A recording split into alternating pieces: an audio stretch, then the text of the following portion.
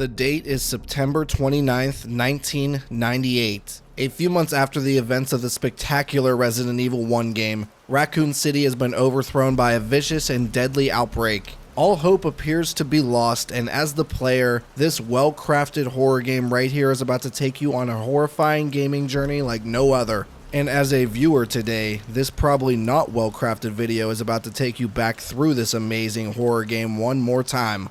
Before we begin real quick though, give me a second to thank all of you 1,300 amazing people that have subscribed over the last year or so. There was a new goal of 5,000 subs set for 2025, but I'm thinking at this point that might be a bit of a stretch, so allow me to dial that back to 2,500 subs by the end of the calendar year this year. At the end of the day, if we double the sub count on this channel, that's an accomplishment in my eyes and good enough for me. So yeah, if you do enjoy today's video, maybe hit that like button and also subscribe to the channel to stick around for 2025 and beyond. Anyway though, sit back, relax, and maybe hide under the covers as we head into Raccoon City in the Resident Evil 2 Remake.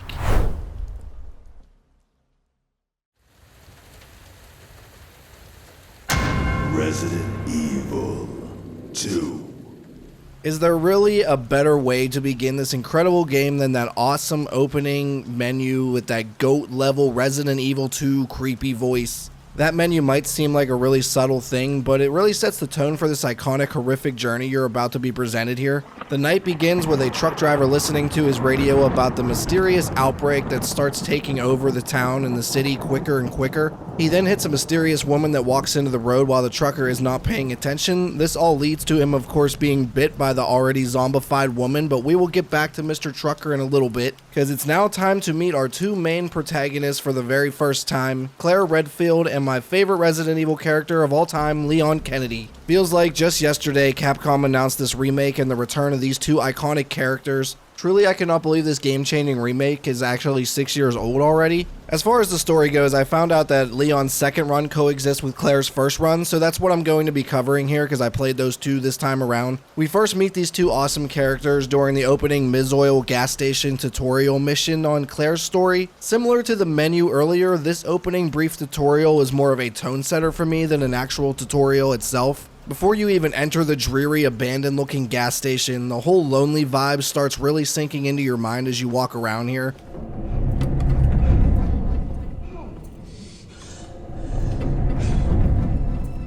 Once you do get inside, the loneliness and terror spike up to an even bigger level as you come across a man who just quietly points to the back room. As you proceed through, he locks the door behind you, making the uneasy feeling even worse. Cautiously, you make your way to the back room to find a cop fighting off an unknown person. This person then drops the cop to the floor, then proceeds to rip out the cop's throat with unnerving brutality. You want to talk about immediate attention grabber? This is your first look at the infected, and my goodness, did they nail the horrifying look and capture your attention beautifully. They again quickly dial it back up to 100 here as you frantically run out of the gas station to escape the undead grasp. This is where you run into the other main character for the very first time. And real quick, a little background for each character before we move on to the main part of the game. Leon is a rookie cop who's heading into the city, unsure of what events are actually taking place. And for Claire, she is looking for her brother, Chris Redfield.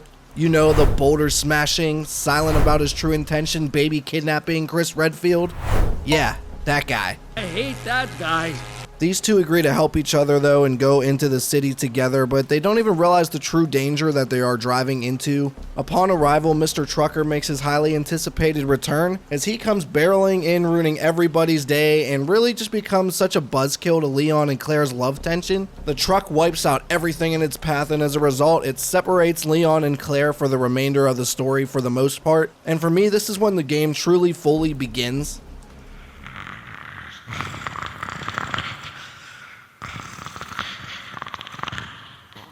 Look, I don't know if it's even possible to have nostalgia for something less than a decade old, but I'm absolutely in love with this police station. I'm talking like hopeless romantic, I'd have its babies kind of love. That's a bit much. Sorry, I don't know what came over me there. Anyway, just look at this immersive, terrifying SOB right here. I think it's safe to say without a doubt the first few hours of this game inside this police station is worth the game alone. They capture everything perfectly here, from those body bags tossed outside to prevent the threat of the resurrection and the infection spreading indoors, to that insanely well done, well designed building on the interior side of things. From top to bottom, the building is just great. Let's just begin with the mood and tone again before we even get ahead of ourselves here. I played with the original music for Claire's run, and I would highly suggest you do so. In my opinion, it highly elevates the tension and immersion throughout the game, compared to like the newer soundtrack that I used for Leon's second run also for this. Your first task in this place is to rescue a cop that needs a locked door opened. Simple enough, should be a good way to get our feet wet, right?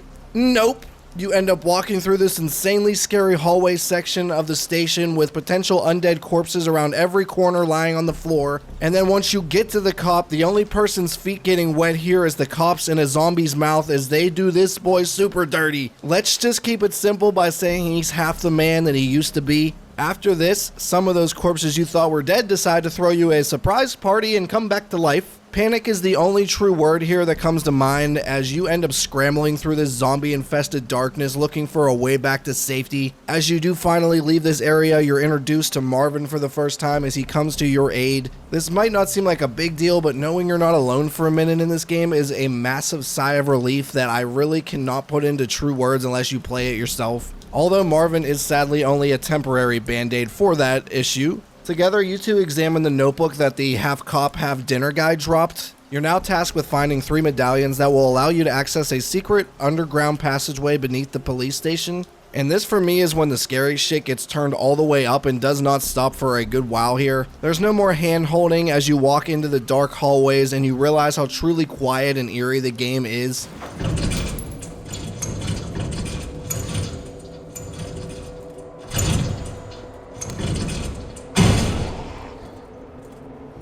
You'll hear groaning from distant zombies, the falling of a non-stop downpour of rain, which really adds to the horror element, and of course plenty, and I mean plenty, of good jump scares go along with all of this throughout.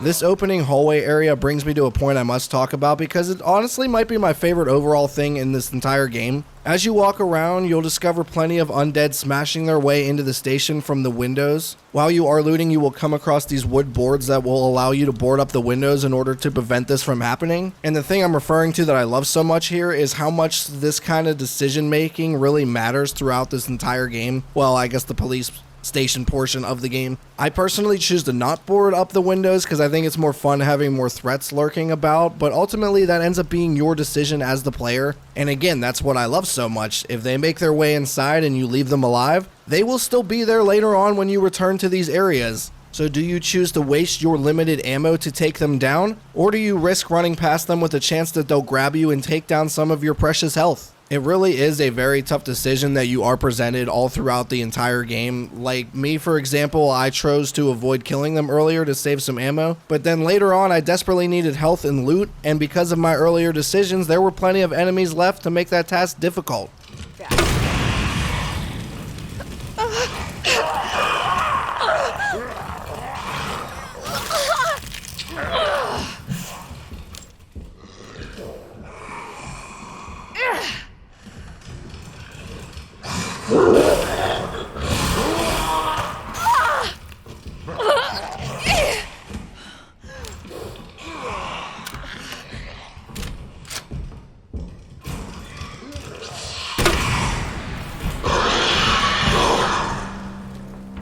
All of this does tie in to the awesome inventory limitations the older Resident Evil titles nailed so well, and they brought back 100% in this remake. There were more than a few situations that I had to reorganize what I'm currently carrying in order to fit something new that I found. Plus, you can't just straight drop things on the ground, so you gotta be careful what you're bringing here so you aren't forced to discard something important. So what else does this game present here that makes it the greatest survival horror out there? Well, I mean, besides the awesome atmosphere and the limited resources and all that stuff I've presented already, there are so many other things that factor in, but one major thing that comes to mind would of course be the gameplay itself, mixed in with the aesthetic that you do see. No, it's not the fanciest gameplay you'll ever put your hands on, but that's what makes it so great for me. Aiming feels fluid enough, but somehow at the same time, aiming precisely for some good headshots can be a struggle with zombies' unpredictable movements. Maybe the aiming struggle is just your inner anxiety taking over and putting your nerves on edge. Either way, it makes for a very tense combat experience all throughout the entire game, especially when shit's going down. You'll have a few undead all over you as you try to think on your feet to gain an advantage again. Sometimes you're able to get away, and other times you have no choice but to stand your ground and fight your way out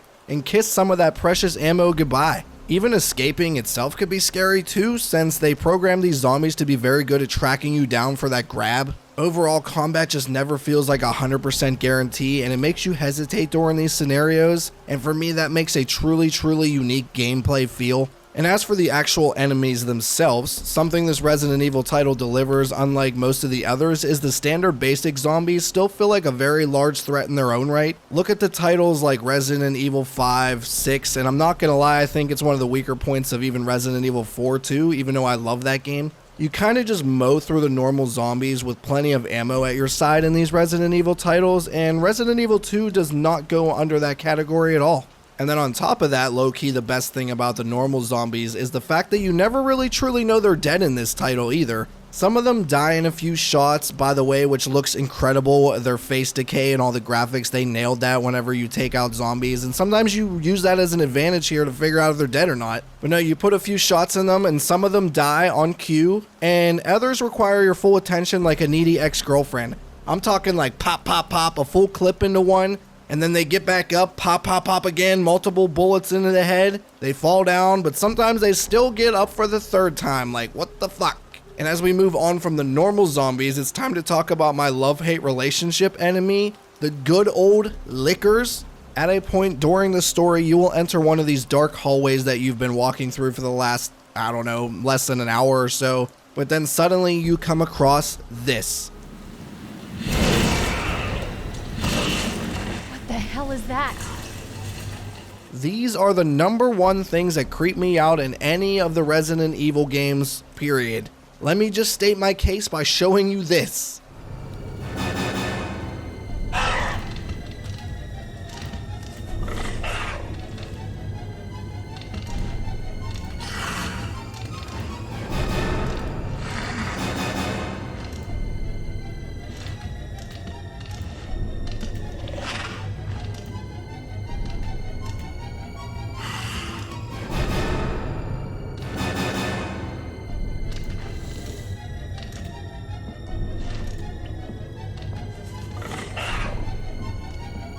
Now that right there is some unnerving shit if you do ask me. While they are blind, if they hear you, these things are very quick and very ruthless in their pursuit to end your life. They run around like a fucking animal on crack and they will come at you from every direction and you won't even know what's going on. You can try to outrun them all you want, but I give you about a 50-50 shot of living to tell the tale. And for now, that's really it for the enemies. We will get back to a couple more very shortly, but let's get back to the two main characters, back to the story. While exploring this terrifying police station, you might be wondering what Leon's been up to, and I'm not gonna lie, after playing the second run, I'm kind of still wondering that too for the opening portion. At some point, there's a helicopter that crashes into the side of the police station, and this is when the two characters come together again. All Leon really did before this was walk through a creepy burial ground that's in front of the police station, and so what was he doing for the almost hour before that? I don't fucking know. Who knows, I guess. Leave it up to your own interpretation. And also here again, the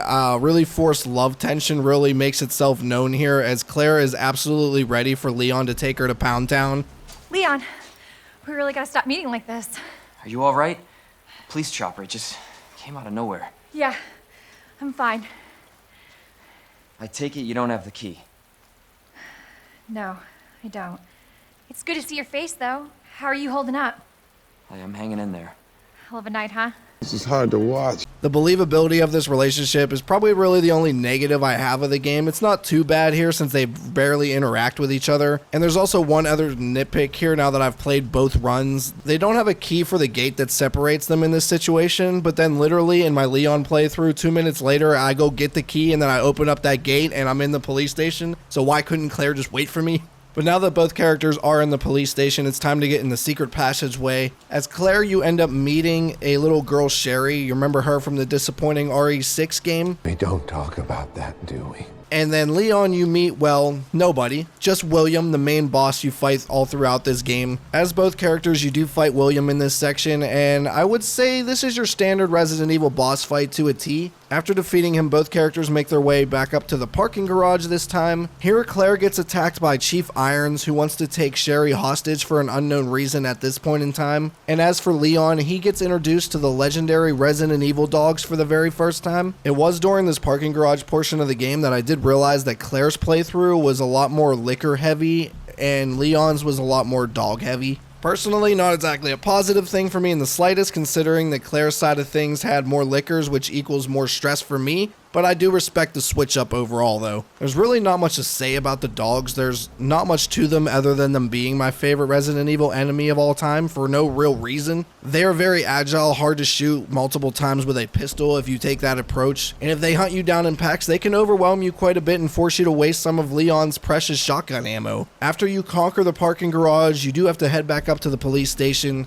And in Claire's playthrough, this is where things change. But for Leon's second run, this already took place a tad bit earlier, and I'm not gonna lie, they 100% got me good with that one on the Leon side of things. As Leon, you enter the dark hallway where you met the licker for the first time, but there's no licker this time.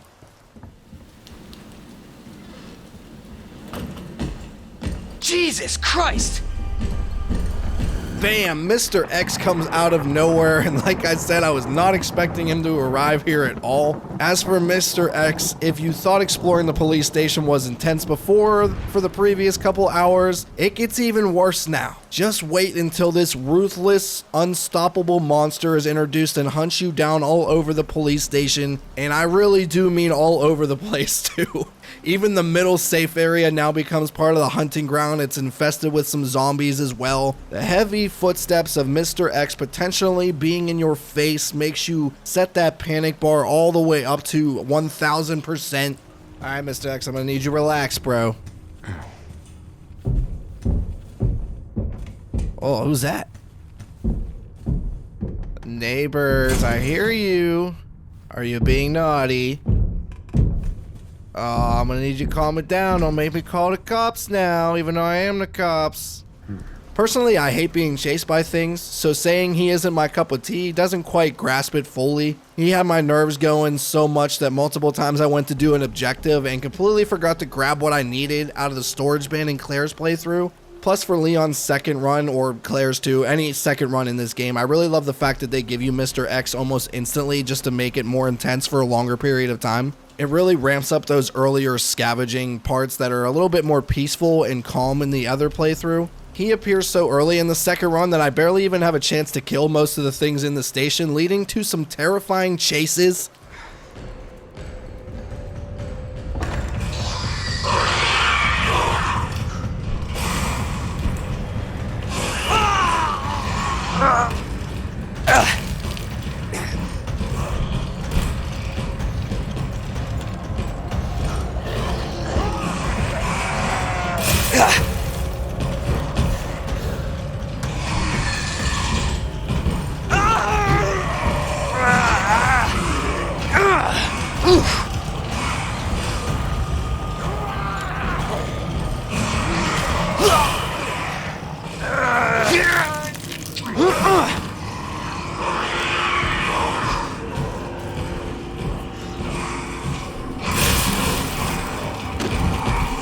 Oh, and of course I can't forget Mr. X also winning Jump Scare of the Year and maybe even the decade.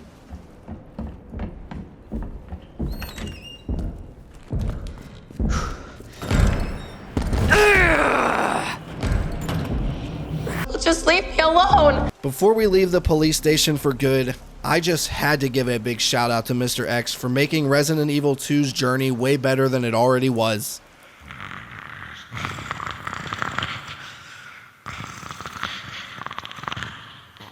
It's hard to begin this section because this is where the two playthroughs take a very different approach for a short bit here. Leon finds a way out of the parking garage with well-recognized Resident Evil character Ada. These two find a nice quiet place in the park, share some wine, and get down to bit.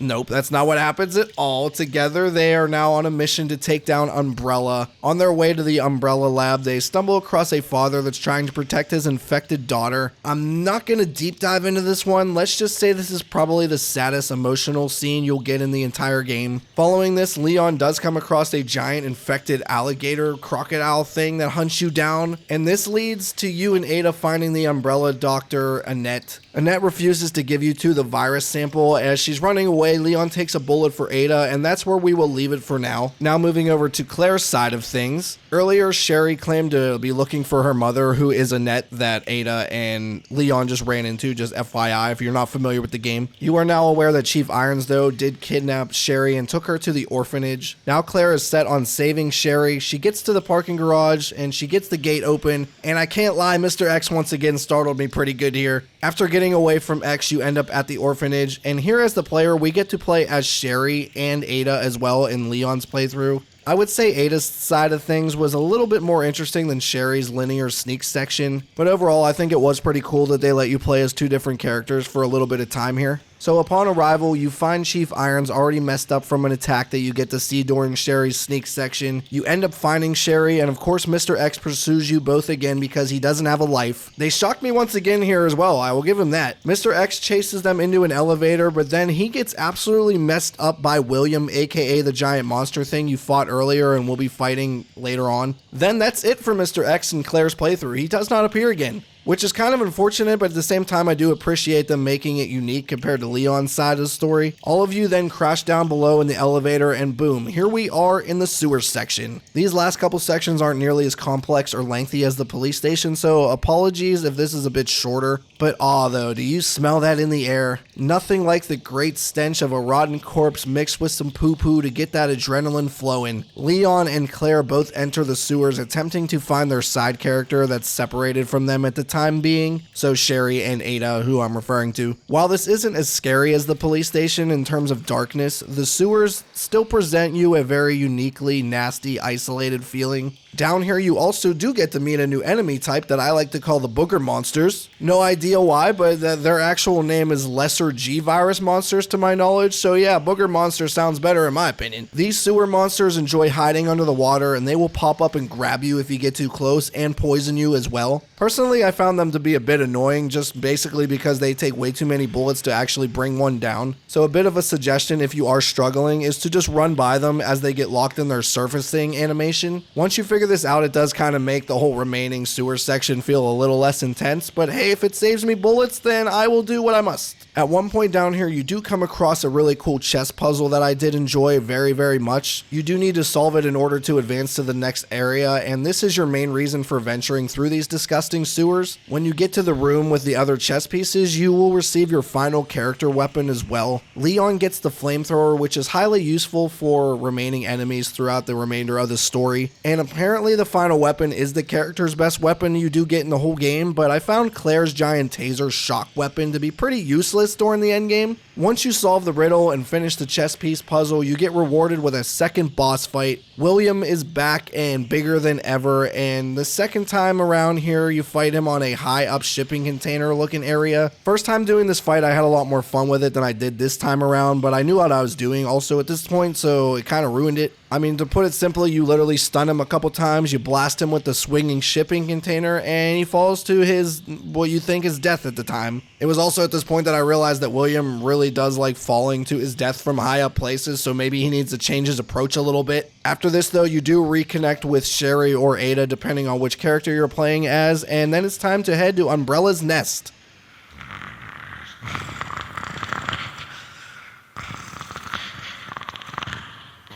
During this little ride down to the lab, Leon and Ada do have some decent character/relationship development here, even though Ada's kind of being shady, because you could argue that their kissing was a little bit rushed, but I believe this was part of Ada manipulating Leon to help her get the virus sample. Regardless, I still enjoy these cutscenes between these two. I thought they had a good, genuine connection in this game. They have like this Catwoman Batman kind of relationship where Ada's always up to no good but does secretly have feelings for him, so I thought it just worked well. As you get to the lab itself though, I gotta say the aesthetic here was a nice switch up to the previous sections of the game. You get a very clean, high-tech looking area instead of this decaying, lifeless, dark death zone. Somehow they still managed to make the lab feel very threatening in its own right. As you search around the lab for the wristband upgrades to access the lab bridges, the second section of the lab is really where it starts hitting for me. You walk in and a dead guy is glued to this window by what appears to be this overgrown plant life, and I was like, where's Poison Ivy at? But then you advance forward to find that even this bright, clean looking lab somehow still has horrific tricks up its sleeve. Then all of a sudden, you're on the run from the last new enemy type this game has to offer, the plant zombies. They might not look as intimidating as Mr. X or as grim as some of the zombies you've already fought earlier in the game, but I promise you that plant zombies are no joke here. If they grab you and you have no defense items on you, they instantly kill you, and that is threatening enough for you to take them seriously as you walk around this plant-infested area. They are weak to fire, so Claire's grenade launcher with the fire ammo and Leon's newly found flamethrower do come in handy during this section of the game. They also give you a really fun surprise that I enjoyed way too much in the basement as well. It got me my first time playing this years ago, and it got me again here because I forgot. As you attempt to get the solution made to kill some of the plant infestation, they pop in a couple liquors and bring all the zombies back to life, and it just sent me scrambling.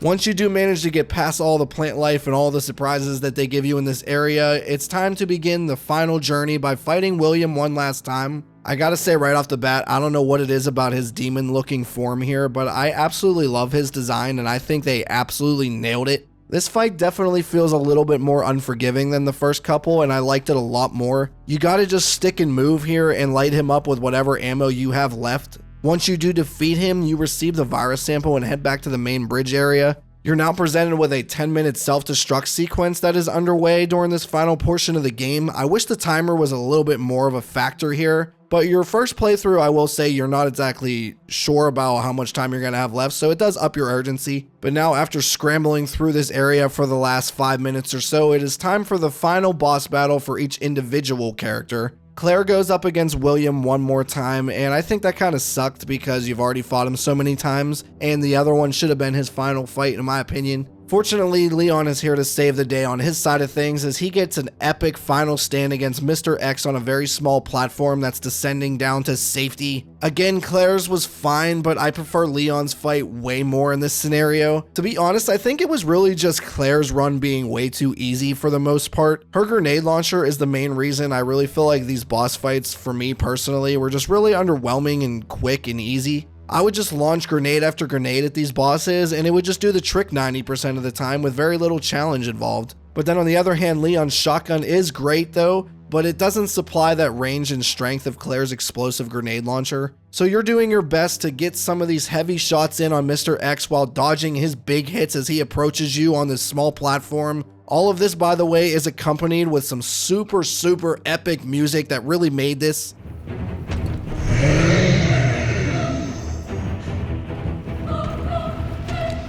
6 minutes until detonation.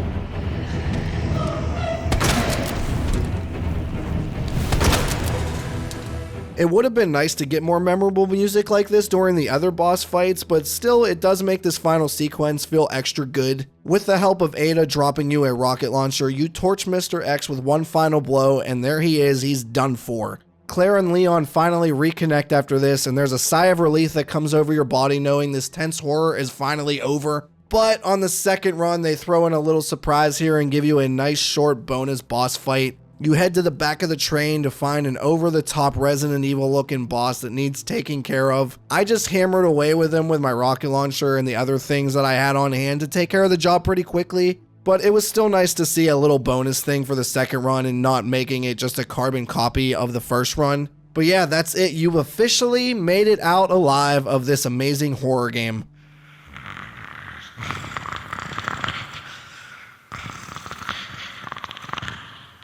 Deep apologies if this video is overly long. I just love this game to death and wanted to talk about it to the fullest. As you can tell by now, RE2 is an absolute masterclass of horror. And if you haven't played it already, then you need to go check it out, because I promise if you like horror in the slightest, you're gonna love this game. It's filled with a deeply immersive, tense atmosphere. It provides you with challenging, never feeling safe gameplay that will keep you on edge all the way through, really. And of course, the never-ending scares around every corner that will keep you up at night, I promise. I guess that's a good thing. Definitely let me know your thoughts on Resident Evil 2 Remake in the comments below, and your opinion on my opinion on it. There's plenty of other Resident Evil games out there as well, so let me know if I should make a video for any of them. If you want to stick around though, make sure you hit that subscribe button and be here for future videos on the channel going forward. And also drop a like if you enjoyed today's video. It highly helps me out and I highly appreciate it. I hope you do have a great rest of your day though. That's going to be it for me in this one. See ya!